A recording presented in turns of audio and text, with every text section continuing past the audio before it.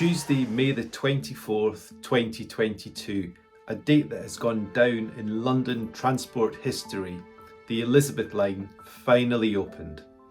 Now, it may have been 3.5 years late and about £4 billion over budget, but this was one of the most significant events in the London transport system for decades, up there and probably even surpassing the opening of the Victoria line back in 1968, or the Jubilee line in 1979, and the Jubilee line extension to Canary Wharf in Stratford in 1999. I can recall being there on that first morning when vast crowds gathered at Paddington Station to be the first to ride on the new trains. There was such a sort of joyous mood. It was almost as if the years of delays had simply been forgotten at a stroke. A week earlier, the Queen had turned up at Paddington Station to give the £20 billion line the royal seal of approval. It turned out to be one of her last public engagements, and unfortunately, due to failing health, she was unable to ride on the trains. But she did describe the new railway as spectacular. The line was renamed the Elizabeth line in honour of the Queen as far back as 2016. During construction, it was known simply as Crossrail. A date was even booked in the Queen's diary. She had been due to open the line on December the 9th, 2018.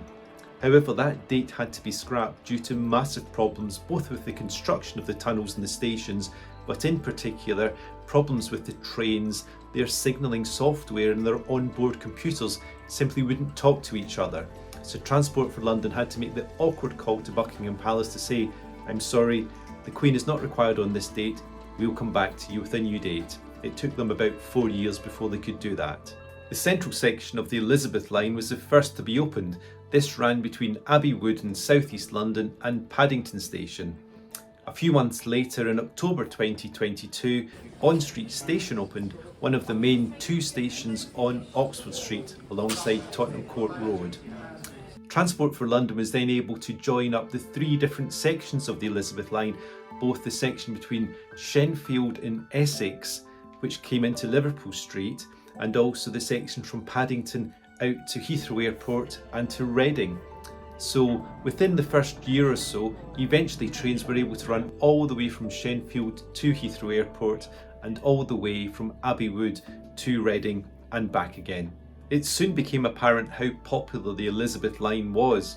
It earned itself a nickname, the Lizzie line. Passengers transferred from the London Underground, people flocked to it, preferring its large air-conditioned carriages to the small, packed and often sweaty central line. Quickly, the Elizabeth line became the busiest line in the entire country, carrying more passengers than commuter railways such as South Eastern, Southern and South Western Railway. Today it is responsible for an extraordinary 1 in 6 of all rail journeys in the UK on a daily basis, and it's getting busier. On a typical weekday now, it can carry almost 800,000 passengers. However, it is becoming something of a victim of its own success, particularly on its western section between Paddington and Heathrow Airport. There have also been repeated problems with the Network Rail track and signalling west of Paddington. Essentially, this is the Lizzie line's Achilles heel, that this £1 billion fleet of brand new trains are having to run on substandard infrastructure.